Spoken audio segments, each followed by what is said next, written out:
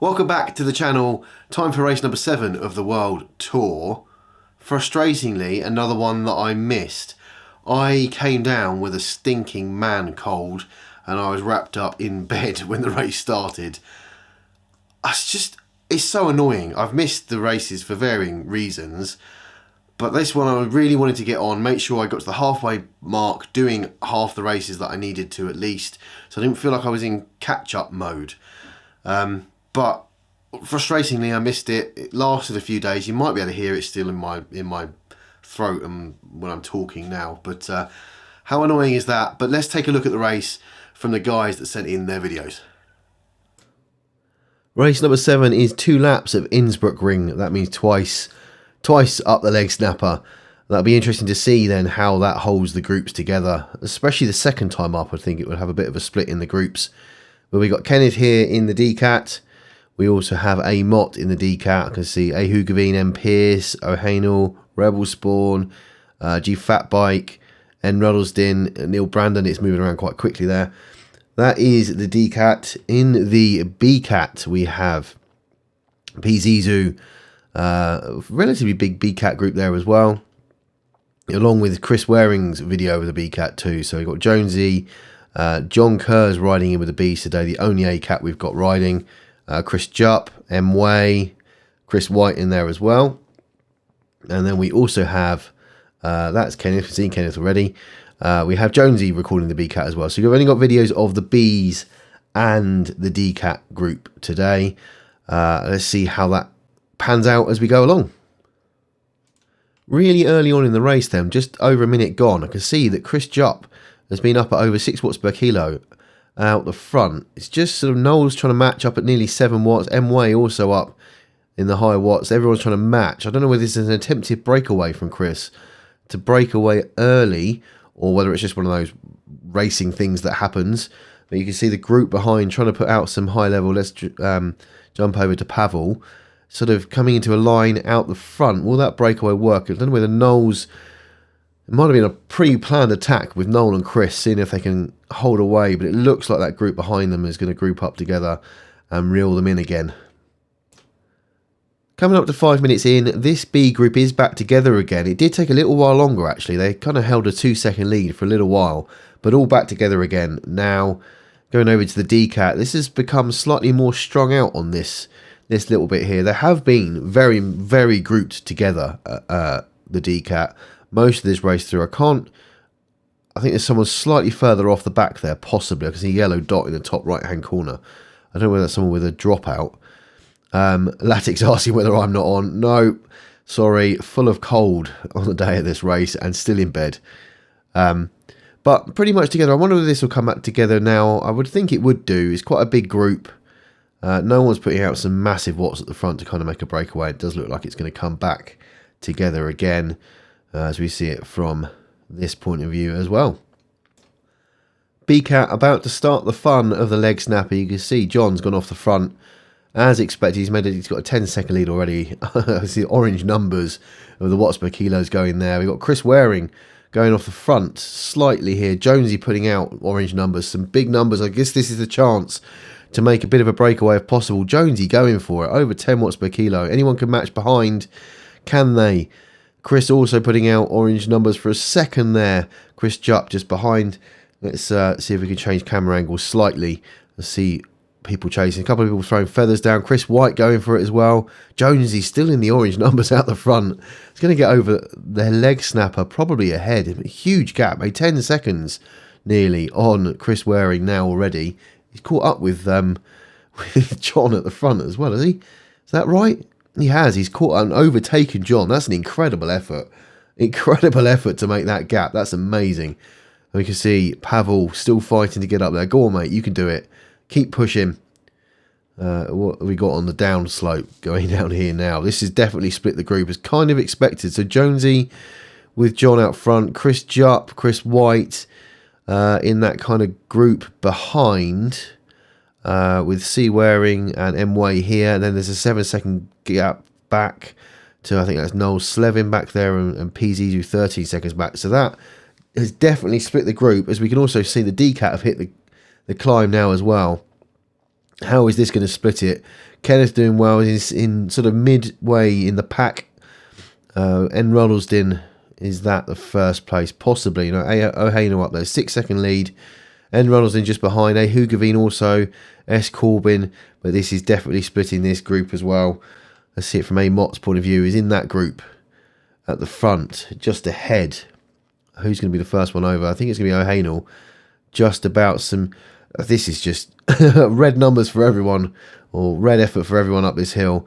Going to get out the top, and it's definitely, you can see the splits in this group as well that's caused. I wonder whether this will all come back together again slightly when it comes back down to the bottom. I guess we'll have to wait and see. Nice little downhill now for everyone to rest and recover before hitting the flat at the bottom and then travelling round to do it again. Let's see if this comes back together again. BCAT coming round to cross the start-finish line to start the second lap. You can see that the majority of it has come back together again. However, that break and that hill has split the group slightly. If we go back to Pavel, Noel and D. Stark, who are now 26 seconds behind that lead group. Let's see what it's done to the DCAT. You can see a few out the front there. We've got Kenneth kind of on his own at the moment. He's 4 seconds behind Latix and that group in front, but 6 seconds ahead of A. Evans. A. Mott is in that group out the front. Let's just go back to him.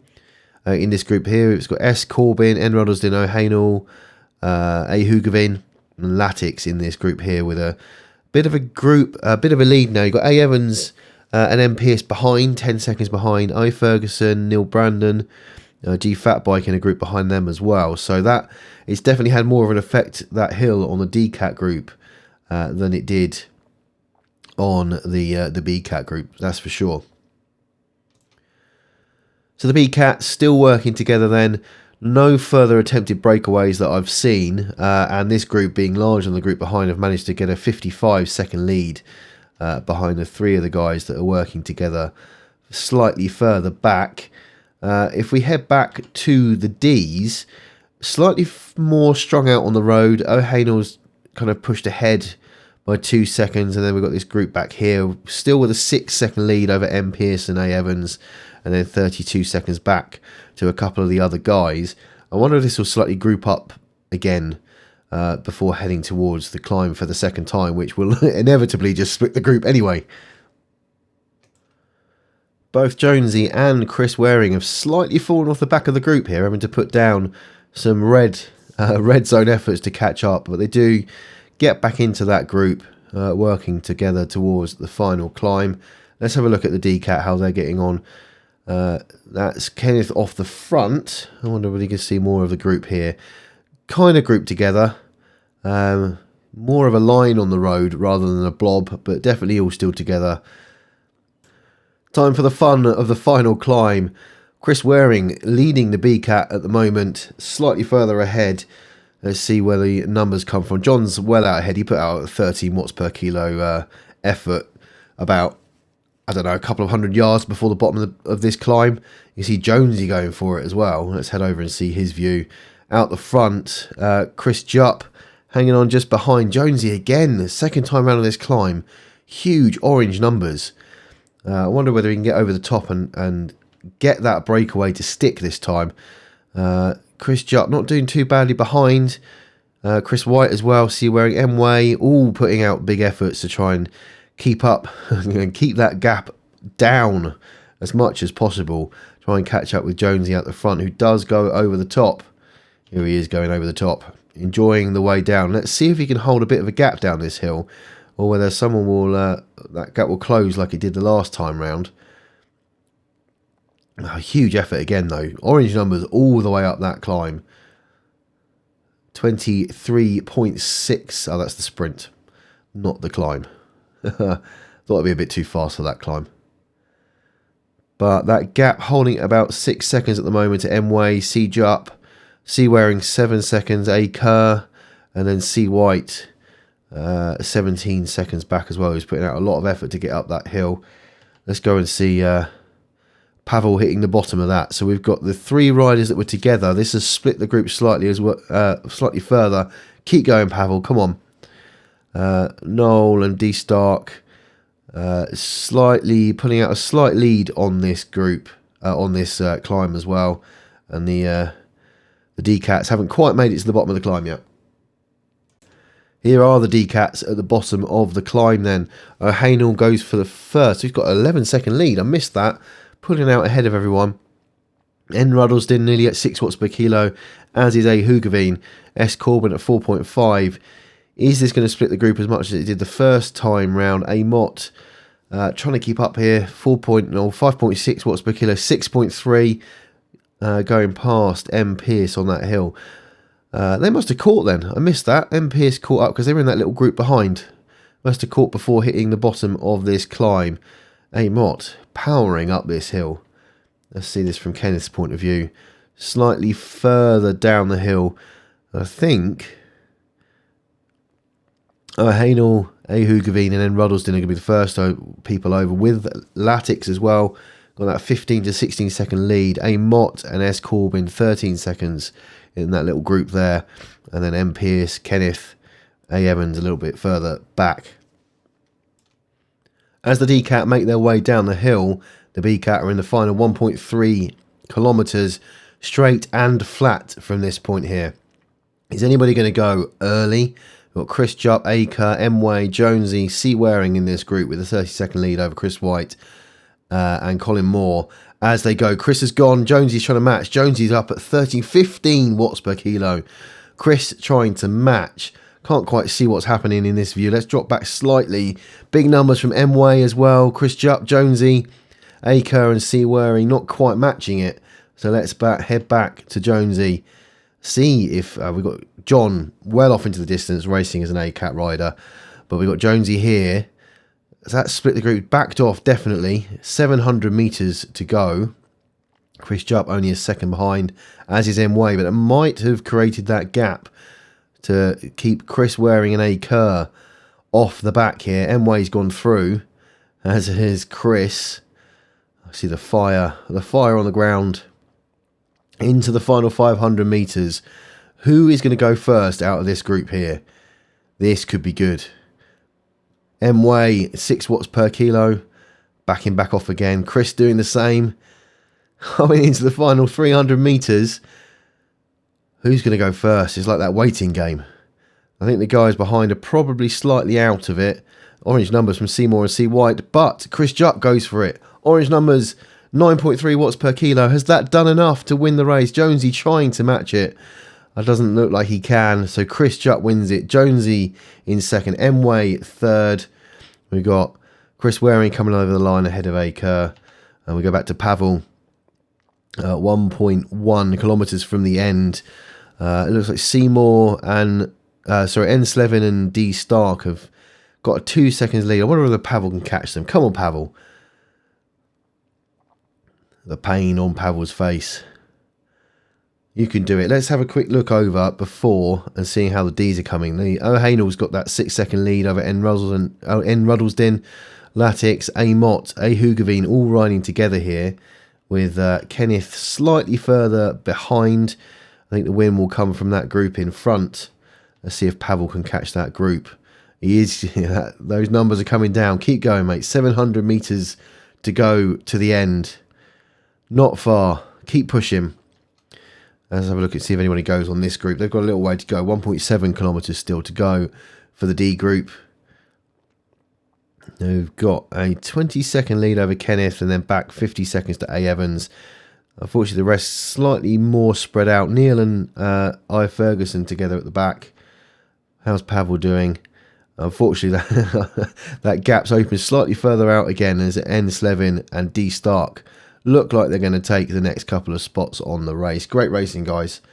And let's watch to see how the D-Cat do coming towards the line. Into the final 800 metres for the Ds. I think O'Hainel is going to take it. Latix has gone early and created a 3 second lead with A. Hugaveen actually out there. Slightly further ahead. A. Mott, N. Ruddlesden, S. Corbin all here together in this group. And we go back slightly further to Kenneth, who's with M. Pearce. A. Evans 28 seconds behind. Let's see if anyone from this group here can either catch those guys. There's a 5 second lead now for Latix and A. Hugaveen out there with 500 metres to go. Who is going to go first? I think the win going to go to O'Hanel. Anyone going to ramp it up early? Try and take an early win. Seems to be the only way that I can do it. If I'm going to do it, sprinting to the line isn't my forte, but doing it early, that's how I want my race. Hugaveen's going to go for it. He's huge numbers, over 10 watts per kilo there. I think he may take second place from Latix here. You can't see far enough ahead. We'll have to look in the final results. Looks like he's kind of created a couple of seconds gap for himself out there. And let's see. I wonder whether he got O'Hanel actually. Those numbers there were very, very close together. Look at the final results. We can see S. Corbin's gone for it. He's going to take the next place with A. Mott and N. Ruddleston just behind. Let's go back to this group here. M. Pierce going for it. 5.6 watts per kilo. Can Kenneth match it? Come on, Kenneth. Big effort in the last 200 metres. Or is it a case of settling for 8th? I think it's going to be settling for 8th. Awesome. Little bit of extra effort then from Marcus. And then A. Evans, 32 seconds behind, and I. Ferguson. But we'll take a look at the final results. Another awesome race. That leg snapper splitting the group a couple of times, both in the B and the D cats. Having different effects on the races. It's just brilliant to be able to watch other people's footage and see how they got on. But let's take a look through the results, starting with the A cat. So as we know, one rider this week in the A cat. It was John Kerr, taking 4 points, and he remains the only person who has stayed on for all 7 races so far. So well done, John. Into the B cat. Chris Jupp winning it in the end. We saw that sprint to the end. Chris Jupp, 26.37, just ahead of Jonesy, just beaten on the line. Mark Way also doing really well there, not too far behind. Chris Waring and Alison Kerr we saw together. And there's a few, I think it's Noel still, the only ever present at the top of the leaderboard. Oh no, sorry, Pavel in there as well, bringing up his points from the C category. As of next race, we will have done all 8, so this might start shifting around a little bit as well. Let's take a look at the C cat then. John Bushell winning this one, 28.27. This is one we didn't have a video of, but 2 seconds ahead of Wozciech Piatek. Really hope I've got that right. Apologies if I hadn't. Dennis Delpierre as well, 28.33. A little bit spread out this one. Matt Gregory and John Lee relatively close together, a little bit further behind, as Matty Coogs and Spencer West were as well. At the overall standings, there is nobody remaining who's done all 7 races. George Evans not making this one.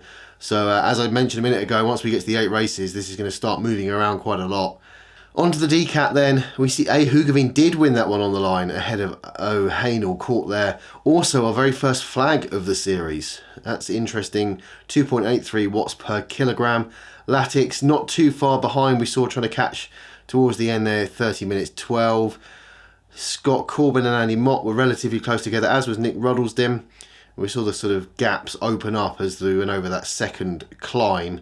Latix and Andrew Evans remaining, and Neil Brandon remaining ever present so far. So that's race number 7 done, and we're at the halfway point already. I can't believe how quickly it has gone. Next race up is on the 1st of January, New Year's Day. We're heading to London for 3 laps of the Classic Reverse, 40 kilometres. Some really interesting races still coming up. Our longest one will be on the 15th of January.